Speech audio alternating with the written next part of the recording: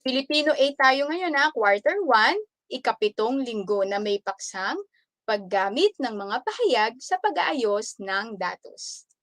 Muli akong inyong gurong makabayan sa wika at panitikan. Tutor Mel, isa na namang kapanapanabik at kasiyasiyang pag-aaral ng wika at panitikan. Sige nga, pakipusuan nga kung kayo ay handa na. Handa na ba kayo, mga makabayan kong mag-aaral? Aba, ayan, handa na sila. May nakikita na akong nag-heart. Sige nga, pusuan yan para makita kung kayo'y handa na. Siyempre, meron tayong unang pagbati. Okay? Ito si Joshua Pasyon. Good afternoon. I am Joshua Pasyon, grade 8, Einstein watching from Lilo National High School, SDO Cagayan. Region 2, stay safe and enjoy watching and learning, di ba? Ang galing. Thank you, Joshua. Sumunod, meron pa tayong isa, Reynalyn Joy Cristobal. Siya naman ay grade 8 Newton, listening and learning from LFG Diamantina National High School, Diamantina, Cabatuan, Isabela. Hello sa'yo! Meron din tayo kay Emmanuel C. Taroza from Santa Lucia National High School. Ayan, ang dami na nating mga pagbati. Okay, sige. Tumungo na tayo. Pa-heart naman ako kung kayo ay handang-handa na. Ayan, ang dami nag-heart. O sige, kung talagang handa na, halika na at tayo nang magbalik-aral. Okay, sa ngayon, meron tayong balik-aral sa mga hakbang sa pananaliksik. Dito malalaman ko kung talagang nakinig kayo ng gusto para dahil yung nagdaang linggo. Alam ko naman kayang-kaya nyo yan, kayo pa mga makabayang kung mag-aaral. Diba? Iba yan, iba kayo. Okay, sige, tunguhin natin. Panuto, tukuyin ang hinihingi sa bawat bilang. Una, pagre-revisa. B, bibliografiya. C, paglilimita ng paksa. D, pagpili ng paksa. E, pagsulat ng borador. At F, pagbabalangkas. So titignan nyo lang kung ano doon yung mga ipinahahayag na hakbang sa pananaliksik. Unang bilang. Hakbang sa paggawa ng pananaliksik na kung saan pinipili natin ito ayon sa ating sariling interes at kawilihan. Ano kaya ito? Sige nga, sagot nga kayo gamit ang ating comment section. Ano kaya pwede nyo maisagot? Mamaya, babati pa tayo. Ayan, may pagbati kay Cristel Jane Lagat Morales, grade 8 Galileo, listening and learning from LFG Diamantina National High School. Hello sa'yo, nak. At syempre, hindi papahuli si Jairo J. Katiis. Good afternoon po. Pagbati sa lahat ng mag-aaral ng Caloocan High School. Hello sa inyo, lalong-lalo na kay Tutor Mel at sa lahat ng mag-aaral ng 6A. Hello sa iyo, nak. Okay? Andito rin si Francine De Leon Panalangin ng Santa Lucia National High School, SDO Bulacan. Hello sa iyo, Francine. Ayan. Sino kayang nakakuha ng tamang sagot? Meron na pala, sorry. Ayan, ang unang nakakuha ng tamang sagot ay si Eliza Flores. Para sa kanya, ang hakbang sa paggawa ng pananaliksik na kung saan pinipili natin ito ayon sa ating sariling interes at kawilihan ay D. Pagpili ng paksa. Wow, ang galing naman ni Eliza Flores. Okay, ikalawang bilang. Mahalagang bigyan limitasyon sa hakbang na ito ang paksang pipiliin upang hindi ito masyadong maging masaklaw at matatapos sa tamang panahon. Ano kaya ito? Ano kayang hakbang sa pananaliksik ang tinutukoy sa ikalawang bilang? Sige nga, sino pa ang nais sumagot? May pagbati muli tayo. Kay Aliyah Bueniao, good afternoon po from 94A. Ayan, yung mga taga Caloocan High School. Hello sa inyo. Ayan, meron ng tamang sagot si Marian, si Lorraine Ann Atabay at ang sagot niya ay letter C. Tingnan nga natin kung tama si Lorraine. Wow, ang galing nga. Ito nga ay letter C, paglilimita ng paksa. Ang galing mo, Lorraine ha. Okay, ikatlong bilang. Gayun din, nakakuha rin ng tamang sagot si Emmanuel Rosa. Ayan. Ikatlong bilang, naglalaman ng talaan ng iba't ibang sanggunian tulad ng mga aklat, artikulo, ulat, periodiko, magazine at iba pang nalathalang material mula sa internet. Ano kayang hakbang ito? Ayan, tama. Tingnan natin kung tama ang sagot ni Emmanuel C. Rosa. Ang sagot niya ay B at saka ni Marian Valdres. Sige nga. Wow, ang galing. Ito ay B, bibliography. Mahusay. Okay. Ikaapat na tanong. Isinasagawa upang maiayos ang mga ideyang nakakalap mula sa inisyal na paghahanap ng datos. Ano kaya ito? Isinasagawa ang ideyang nakalap mula sa inisyal na paghahanap ng datos. Sige nga, sinong nakakuha ng tamang sagot? Eliza Flores? Tama ba? Ikaapat na bilang na tayo ayun, si Emmanuel Terosa. At ang sagot niya ay F. F ang sagot. Ay, hindi. Si Jairo Katiis ang nakakuha ng tamang sagot. F, ito yung ibig sabihin ay pagbabalangkas. Tama. Very good, Jairo. At ikalima, muling pagbabasa sa sinulat para makita ang mga mali at mabigyang kawastuhan. Ano kaya ito? Number 5.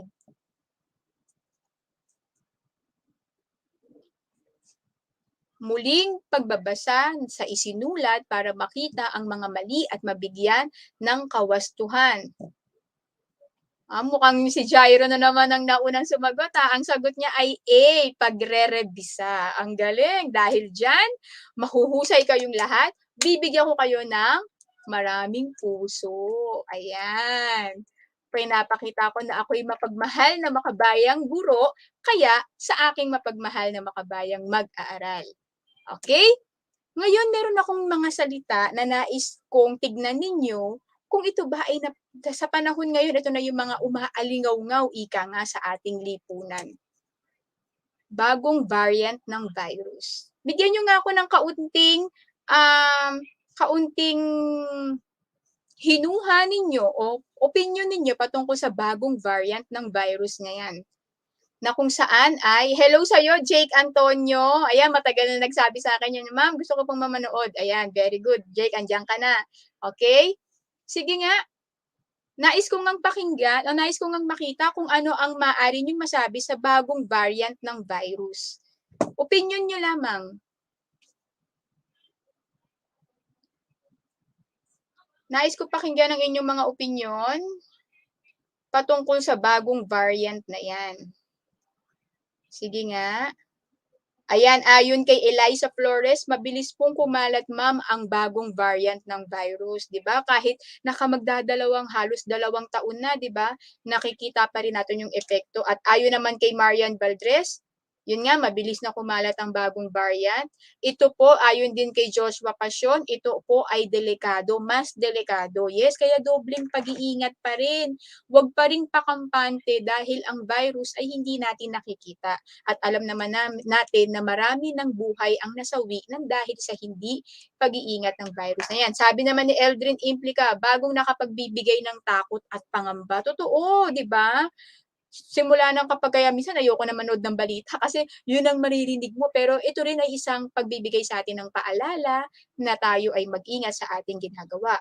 At ayon naman kay Jalen Rose de Guzman, sa pananaliksik at pag-aaral ng mga siyentipiko, ito ay isa sa mga bagong sakit na malala pa kaysa COVID-19. See, ganun yung makikita natin na maaring masabi na patungkol sa bagong variant na yan. Sumunod naman, teknolohiya. Ayan. Ano kayang maaring masabi ng isang makabayang mag-aaral sa teknolohiya sa panahon ngayon? Sige nga, nais ko ngang malaman. Ang dami niyong binigay na mga salita at mga pahayag sa ating bagong variant ng virus. O ngayon naman, ikaw bilang isang makabayang mag-aaral at nakaranas ng new normal or online learning, anong maaring masabi sa teknolohiya? Sige nga, ayon kay Joshua Passion, dahil sa patuloy na paglabas ng ating mga tahanan, mas kumakalat ito at nagkakaroon ng mas malalang epekto. Yung sa ano pa rin sa kanya, sa bagong variant ng virus. Yes, tama. Very good, Joshua. Ayan, mula din kay Joshua, dahil sa teknolohiya mas bumibilis ang ating mga gawain lalo na sa panahon ngayon, 'di ba? Talagang halos paggising mo ito na lang kaagad ang bubuksan mo kasi alam mo lahat ng kailangan mong gawin ay nasa gadget, nasa teknolohiya, 'di ba? Ano pa? Ayon kay Emmanuel Taroza, nakatutulong sa pang-araw-araw nating pamumuhay lalo na sa estudyante, 'di ba? Internet, kung ano man yan, computer, laptop, cellphone. At ayon naman kay Krista Batigas, mas pinadali ang pag-aaral ngayon dahil sa teknolohiya at nakatutulong pa sa mga mag-aaral. Mahusay, di ba? Sabi nga natin, kung alam lang natin ang paggamit ng teknolohiya sa tamang paraan at responsabling paraan, ito ay talagay maghahatid ng tulong at kagaanan sa atin. Okay? Meron pa tayong pagbati. Pagbati kay Dayan Rose Mangan Pawal, Newton Listening and Watching from LFG Diamantina National High School, Diamantina, Cabatuan, Isabela. Ayan. Ayon naman kay Eliza Flores, malaki ang tulong nito sa advance na panahon ngayon. Hindi lang sa advance sa panahon, sa kasalukuyang panahon, ang naibibigay sa atin ng teknolohiya ay lahat ng pagiging madaling bagay, pagkakaroon ng access, pagkakaroon ng continuous na komunikasyon sa ating mga mahal sa buhay, lalo na't hindi tayo nakalalabas at nakapupunta sa kanila. So malaki pa rin ang bahagi nito sa atin ngayon. At ang ikatatlo ay Halalan 2022. Yan yung mga umaalingaw-ngaw na mga issue, na mga usapin sa panahon ngayon. Ano kaya ang masasabi ng isang makabayang mag-aaral diyan? Nais ko lang malaman. Mark Lester Reluz Empesto, good afternoon. Ma'am, ayan, from 91B. Hello sa'yo, Mark. Okay, ayon kay Chanel Bay Alvarez, isang bagay ngayong panahon natuloy na umunlad at nagpapagaan ng mga gawain ng tao. Okay, tama. Brian James Mendez watching from Caloocan High School. Sige nga, sumunod na tatalakayin natin yung Halalan 2022. Ano kaya ang masasabi o opinyon ng isang makabayang mag-aaral sa nalalapit na Halalan 2022? Ayan, ayon kay Marian Valdres, maraming tumatakbo para sa pagiging presidente ngunit walang sapat na ambag sa lipunan. Aba, talagang walang sapat na ambag. O sige, wala namang problema diyan. Yan ay isang pagsusuri at makabuluhang paggunita natin o pagtingin natin sa darating na halalan. Ayan. Ayon naman ayan nga kay Marian, kay Eliza Flores, sila po ay nagpapakita ng mga dahilan kung bakit sila dapat iboto at binabahagi ang mga gawa nila para sa ating bansa. Okay, para maging mas mabilis ang ating pagbibigay ng desisyon, di ba? Ayon din kay Jairo Katiis, sa aking palagay mahalaga ang gampanin ng mga kabataan sa halalan. Dapat tayo magparehistro kapag nasa wastong edad na upang makapili ng wastong pinuno. Mahusay, di ba? Isa yan sa mga tungkulin ng kabataang makabayang mag-aaral na tulad ninyo. No, kung kayo ay nakapagrehistro, maaari na kayong pumili ng presidente na tingin ninyo ay may magagawa para sa ating bansa. Okay? Ayon naman kay Ann Wendy Yao, para sa akin kung sino man ang maging pangulo ng ating bansa, siya ay makatutulong upang gawing maunlad, maganda at ligtas ang ating bansa. Mahuhusay! Dahil dyan, bago tayo pumasok sa ating aralin, bibigyan ko muna kayo ng Makabayan Club. Yan yung Makabayan Club natin, di ba? Sabi nung isang estudyante, ma'am, parang hindi naman Makabayan yan. Makabayan yan, yun. Tapos pagtapos mo ng ganyan, tsaka kagaganon. O, Makabayan Club, di ba? Okay, mahusay. At dahil dyan, ngayon mapasok na tayo sa ating bagong aralin. Ito ay isang pagpapakilala na ang kaisahan ng pagpapahayag ay nangangahulugan na pagkakaroon ng maayos na daloy ng mga ideya sa talata mula sa isang pangungusap. Ang pagkakaugnay-ugnay ng mga pangungusap at salita ay mahalaga kapag tayo ay nagsusuri o nagsasaayos ng datos. So alamin natin yung tamang paggamit o ginagamitan ito ng mga pananda na nagpapakita ng magkakaugnay-ugnay ng iba't ibang bahagi ng pagpapahayag. Tulad ng una, yan, ginagamit yan yung hudyat. Una, sa umpisa, noong una, unang-una, pagkatapos, saka, sa dakong huli, sa huli, wakas, bukod, dito, muli, samantala, sa kabilang banda, sa lahat, at sa iba pa. So meron tayong ginagamit klase kapag tayo ay gumagamit ng pagpapahayag sa pagsasaayos natin ng datos, meron tayong ginagamit. Tulad nito, una ay ang paglalarawan. Ano paglalarawan? Ito ay ang pagpapahayag gamit ang pagbibigay ng pang-uri at katangian. Okay? So ipapahayag natin yung isang pahayag o isang ideya o isang pangungusap na ginagamitan natin ng pagbibigay ng pang-uri at katangian sa mismong tinatalakay. Okay, may pagbati tayo. Chanel May Alvarez, kung maganda ang pamumuno na, hindi pala. Reaction pala niya to. Okay, sige nak. Mamaya tayo dyan ha. Okay, ayan. Una, pag-alarawan, pagpapahayag, gamit ang pagbibigay, pang-uri at katangian. Ano yung mga halimbawa nito? Ito, ang mahirap na pamilya ay mas nakaranas ng kahirapan ngayong pandemya. So ano raw yung pamilya? Anong pang-uring ginamit? Mahihirap, 'di ba? So, ibig sabihin ang mahihirap na pamilya ang siya pang nakararanas ng pandemya o kaya yung tinatawag natin kahirapan dahil sa pandemya. Sumunod ay isang mabisang paraan upang magkaisa ang sambayanan ay maging totoo sa sinasabi at gawin ito ng buong tapat. So doon, binibigay mo yung pang-uri, ano ba yung sinasabi, dapat totoo. Ano ba dapat ang maging gawain, dapat tapat, di ba? So, kumbaga, kahit papano, mas nabibigyan natin ng focus ang pagpapahayag at nailalarawan natin ng maayos at tamang angkop na salitang ginagamit dahil ito ay nasa pagpapahayag at pag-aayos ng datos. Sumunod ay ang pagsasalaysay, paggamit ng kwento at pagpapahayag ng mga pangyayaring magkakaugnay. So ito may halimbawa dito, meron mga hudyat, may mga salitang ginagamit para masabi na ikaw ay nagsasalaysay. Okay, ito yung halimbawa. Isa sa pinakamabisang paraan upang makaiwas sa COVID-19 virus ay, una, ayan yan yung hudyat. Una, ugaliin ang paghuhugas ng kamay. Ikalawa, magsuot ng face mask at face shield kung lalabas ng bahay. At ikatlo, magdala ng alcohol upang makapag-sanitize ng maayos at ligtas.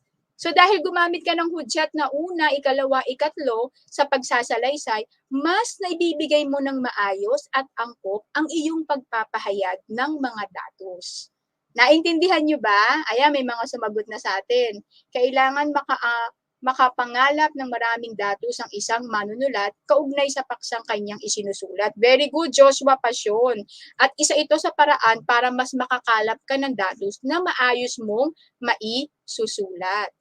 Sumunod, ikatlong bilang, paglalahad, pagbibigay ng kwento upang magbigay linaw sa isang konsepto o isang bagay. Ginagamit din natin yan. Halimbawa, nang sumunod na araw ay naglakbay siya sa iba't ibang lugar upang makalimot sa sawing pag-ibig. Kumbaga, habang nagkumukuha ka ng datos para sa iyong talata, gumagamit ka rin ng paglalahad. Yan, yung nang sumunod, anong nangyari? Kailangan mailahad mo kung anong nangyari. Halimbawa, nakalimutan niya magdala ng alcohol or kaya naman ng pang-sanitize. Anong nangyari? Nang sumunod na araw, siya ay nilagnat at walang tigil ang kanyang pag-ubo.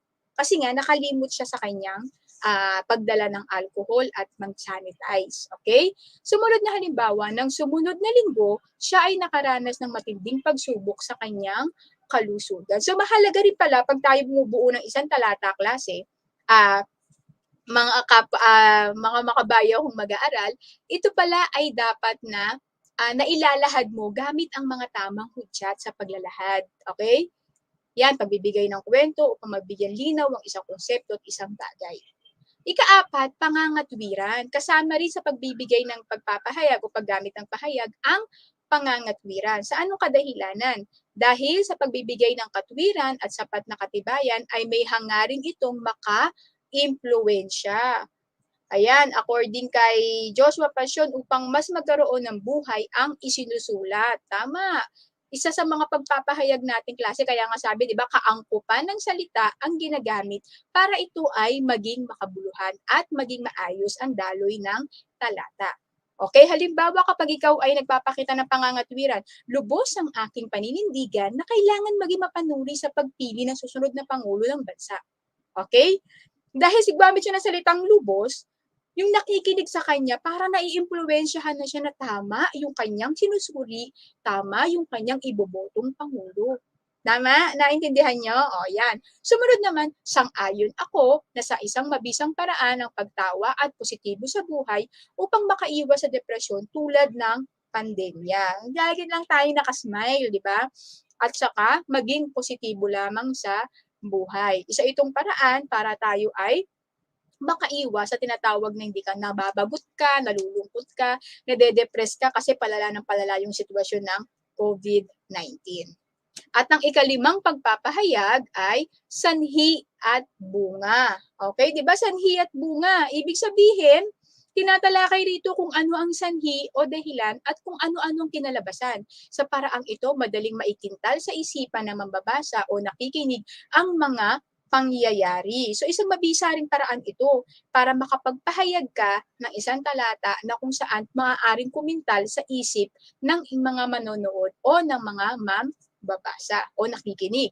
Halimbawa, nag-aral mabuti si Laura kaya mataas ang marka niya. So madali niya kagad malalaman na kaya mataas ang marka niya kasi nag-aral siya mabuti o kaya mataas ang marka dahil nag-aral. So alam mo yung sanhi, alam mo rin yung bunga.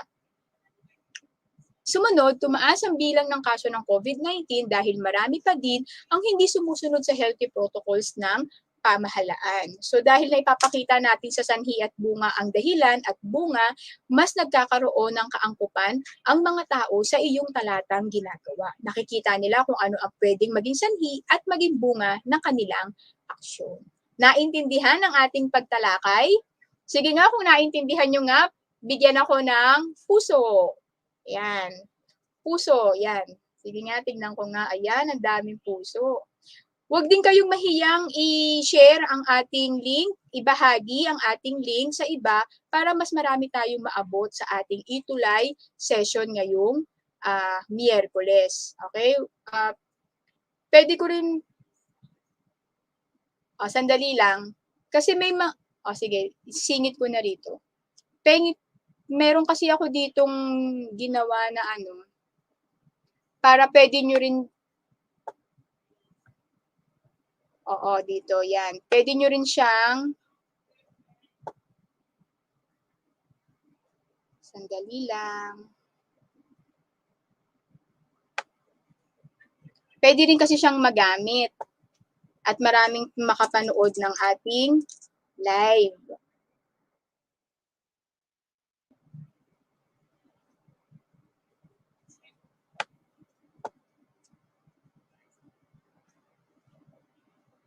Hindi ko makita. Sige, pakipusuan na lang kung ano kung naunawaan nyo ang ating ginawang pagtalakay. Ayan, mukhang naunawaan naman. Ayan.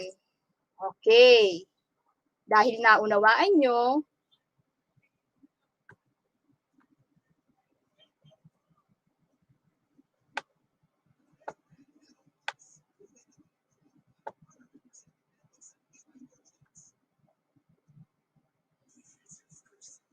ayan, marami na nakaunawa. Magkakaroon tayo ng isang gawain. Maraming gawain. Yes, marami tayong gawain ngayong araw. Ayan. Magaling. Ayan, meron na naman kayong heart sa akin. Siyempre, binigyan nyo ako ng heart. Bibigyan ko rin kayo ng makabayang heart o makabayang puso. Huli, mga paalala pala, meron ngayon tayo ay nagdiriwang ng Global Media and Information Literacy Week. So ano ba ito? Maging mapanuri, maging responsable, maging matalino sa paggamit ng teknolohiya, lalo na ng social media. Iyan ay isang paalala lamang na ang lahat ng impormasyon nating nakukuha, maging ang nilalaman nito, ay gawin nating maging mapanuri tayo, maging responsable sa paggamit, at higit sa lahat, maging matalino sa ating pagpapahayag. Hindi masamang pagpapahayag, basta gawin ito ng may disiplina at hindi nakatatapak ng pagkatao ng iba. Huwag kalimutan, ang kalidad ng impormasyong pinag-uusapan natin ay higit na tumutukoy sa ating mga pananaw, paniniwala at saloobin. Kaya mag-isip bago mag-click. Okay? So yun ay ito ay isa sa kasama sa pagdiriwang itong linggong to. Global Media and Information Literacy Week. Okay, tutungo na tayo sa ating gawain. Ang ating gawain ngayon ay tukuyin kung anong paraan ang ginamit sa maikling mga pahayag. Isulat ang paglalarawan. Yan, tama yan, Francine Manalangin. Huwag maniwala sa fake news. Saan ba maraming ganyan, di ba, sa social media? Kaya maging maingat tayo sapagkat maraming kumakalat na hindi totoo ngayon. Actually, mas mabilis ang pagkalat ng mga hindi totoo. Kaya maging mapanuri, maging responsable, at maging matalinong sa paggamit ng social media. O kahit maanong impormasyon, kahit ang Google, hindi lahat na nasa Google ay tama. Kaya may mga sinusunod tayong kung ito ba ay nakalink sa ganito or kaya hindi. Dapat maging mapanuri tayo. Okay? So tutungo na tayo sa ating gawain. Pagbati kay Reynalyn Sagario, L. Sagario, 8 Galileo, listening, watching from LFG Diamantina National High School, Cabatuan, East District, Diamantina, Cabatuan, Isabela. Hello sa iyo, Nak. Ibahagi mo yung ating link para mas marami pang makaabot ng ating pinag-aaralan ngayon at manabik sila sa pagkatuto para sa linggong ito. Okay? Sa paglalarawan, pagsasalaysay, paglalahad, pangangatwiran, at sanhi at bunga. Unang bilang. Ang pag-ibig ay isang damdaming buhay sa puso. Ang umiibig ay handang magpakasakit alang-alang sa kanyang iniibig. Ano kaya itong pagpapahayag na ito? Sige nga, tignan ko nga kung talagang natuto kayo sa ating aralin ngayong araw. Ano kaya yan? Sabi ni Eliza Flores, ito raw ay paglalarawan. Ang pag-ibig ay isang damdaming buhay sa puso. Ang umiibig ay handang magpakasakit alang-alang sa kanyang iniibig. Tingnan nga natin kung tama si Eliza Flores. Hindi, ito ay paglalahad. Di ba? Paglalahad natin yan. Ikalawang bilang, una sa lahat ng isang Pilipino ay bahagi ng kanyang pamilya. Kahit siya ay doktor, manunulat, siyentipiko o ano paman, na natili siyang ama o anak, pamangkin o apo o sa loob ng kanyang pamilya. Ano kaya itong pagpapahayag? Una sa lahat, Eliza Flores, para sa kanya ito ay pagsasalaysay. Tama si Eliza. Ikatlong bilang, ang pagiging matuwid ni Mrs. De La Cruz ay senyales ng isang mabuting guro. At ito ay hindi katakataka sapagkat ang ama at ina niya ay mahusay ring mga guro. Ikatlong bilang, ano kaya yon?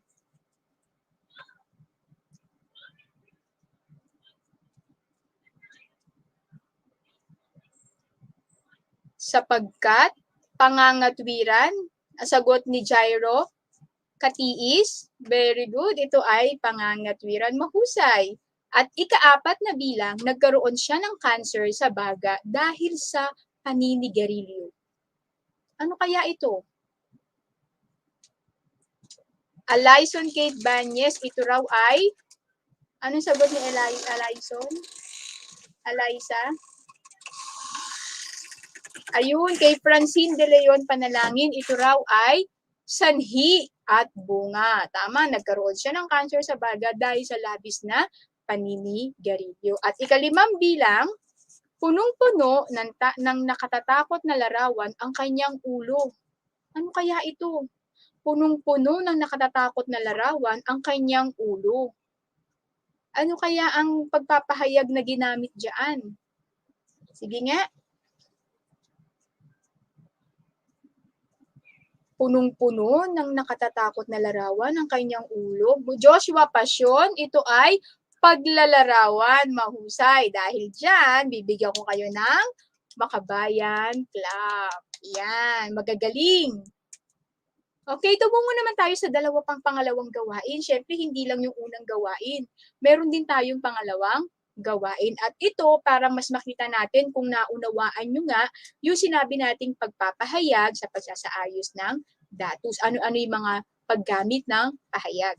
Lagyan ng check ang bilang kung tama at X naman kung mali ang ginamit sa maikling mga pahayag. Yan, makabayang clap. Yan. Dami nagmamakabayang clap. Okay, salamat. Okay? So, ito yung ating panuto ha. Ikalawang ano na tayo? Ikalawang gawain. Una, ang paglalahad ay pagbibigay ng kwento upang mabigyan linaw ang isang konsepto o isang bagay. Ano kaya ito? Check or X? Sige nga, tignan ko nga. Wala ba tayong pagbati? May mga nais akong batiin. Si Ma'am Senaida Revuelta ng Caloocan High School. Happy retirement, Ma'am. At lagi raw siyang nakatutok sa atin tuwing Miyerkules ng hapon. Thank you, Ma'am. Ayan. Meron na? Gayun din, napapabati din si Evan H. Berenger ng 8 anong eskwelahan niya? 8 Abad Santos, Manila. Thank you, Nak, sa tutok sa ating session. Okay, ulitin ko, paglalahad ay pagbibigay ng kwento upang mabigyang linaw ang isang konsepto o isang bagay. Marami nang sumagot. Ayon kay Alexandra Maggie Valderrama, ang sagot niya ay check. Tignan ko nga kung ito ay check. Ba, mahusay. Check nga. Okay, ikalawang bilang. Ang paglalarawan ay paggamit ng kwento at pagpapahayag ng mga pangyayaring magkakaugnay. Muli, ang paglalarawan ay paggamit ng kwento at pagpapahayag ng mga pangyayaring magkakaugnay. Ito ba ay check or X? Huwag niyong kalimutan ibahagi ang ating link ha. Sa ibang section, nagbigay na ako ng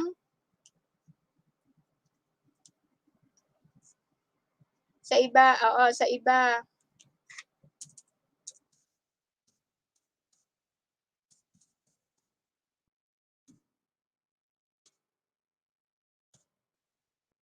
Okay? Para sa ikalawang bilang, ayon naman kay Emmanuel Taroza, ito raw ay X. Tingnan natin kung tama si Emmanuel. Uy, ang galing, Emmanuel. Ito ay X. Di ba? Ikatlong bilang. Ang pangangatwiran ay pagbibigay ng katwiran at sapat na katibayan at may hangaring makapag-impluensya. Sige nga, tignan ko nga. Ha? Tama rin si Angel Lindaya. X ang sagot sa number 2. Si Jalen Rose de Guzman, X. Si Francine Panalangin, X. Si Valderrama, X. Si Angel Lindaya, X. Yung pangatlong bilang mga makabayan kong mag-aaral. Ang pangangatwiran ay pagbibigay ng katwiran at sapat na katibayan at may hangaring makapag-impluensya. Ano kaya ito? Ayon naman kay Julia, saan si Julia? Julia Lea de Vera, ito daw ay check. Check kaya ito? Tingnan nga natin. Yun, mahusay si Julia. Ito ay check. Gayun din, nakakuha ng tamang sagot si Christine Fomio, Jake Antonio, Angel Lindaya, Paula San Jose, Eliza Flores. Ayan. Mahusay. At sa ika-4 na bilang, ang paglalarawan ay pagpapahayag gamit ang pagbibigay pang-uri at katangian. Ano kaya ito? Uy, meron na rin nagsumagot ng check mula kay Jake Antonio. Yan, ang galing na ka. At sa kalimang bilang, ang sanhi at bunga ay pagpapahayag gamit ang pagbibigay pang-uri at katangian nito. Check din ang binigay ni Emmanuel Taroza, ni Ann Wendy Yao, ni Christine Erica Fumio, ni Joshua Passion, ni Eliza Kate Banyes. Okay? Tsaka si Paula San Jose. Si kalimang bilang naman, ang sanhi at bunga ay pagpapahayag gamit ang pagbibigay pang-uri at katangian nito. Ayon, kay Ann Wendy Yao, ito raw ay X. Mahusay. Dahil dyan, bibigyan ko kayo ng star naman. Ayan. May bituin naman kayo, may tala, di ba? tala, 'di ba?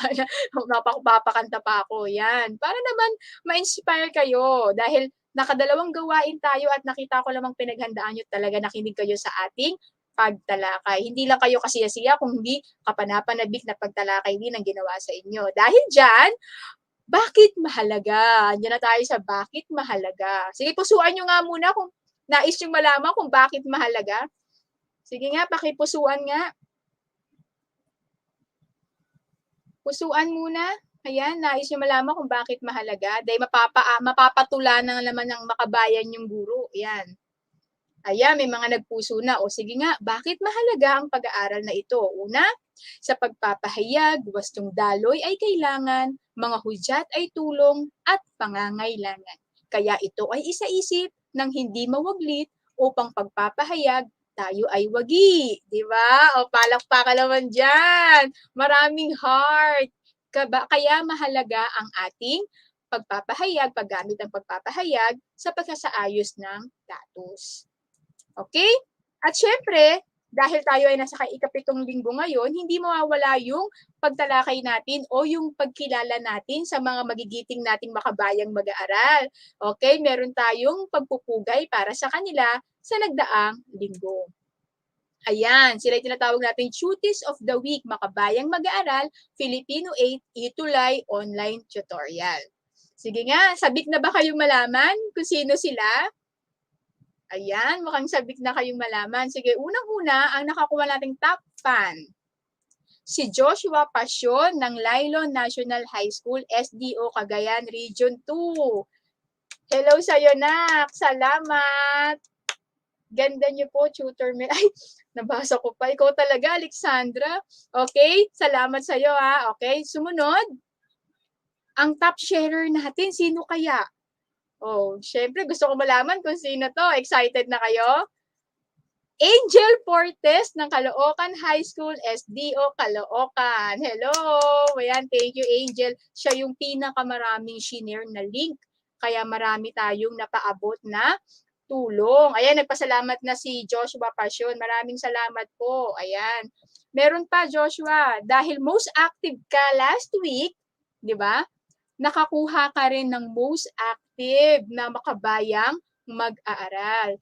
Joshua Passion from Lilo National High School, SDO Cagayan, Region 2. Kaninang aga-aga niya, may comment na kagad siya. Very good talaga si Joshua. At ang huli, meron tayong tinatawag na milestone follower. Ibig sabihin, pinakamalayo na nagpa-follow sa ating sesyon. At ito ay si Catlea Soriano from Ingud Ramona Integrated School, Angandaan West District, SDO Isabela. Ayan. Salamat sa inyong pakikiisa sa ating gawain ngayon na alam namin na nakapaghahatid kami ng dunong at talino kahit sa ganitong paraan ng DepEd. Okay, muli akong inyong makabayang gurong makabayan sa wika at panitikan, Tutor Mel. Ayan, wag niyo kakalimutan, tuwing Miyerkules ng hapon, 1:00 hanggang 4:00 ng hapon, kami ang inyong gurong makabayan. Mahalaga sa amin ang inyong komento at suhestyon, kaya paki-scan ng ating QR code.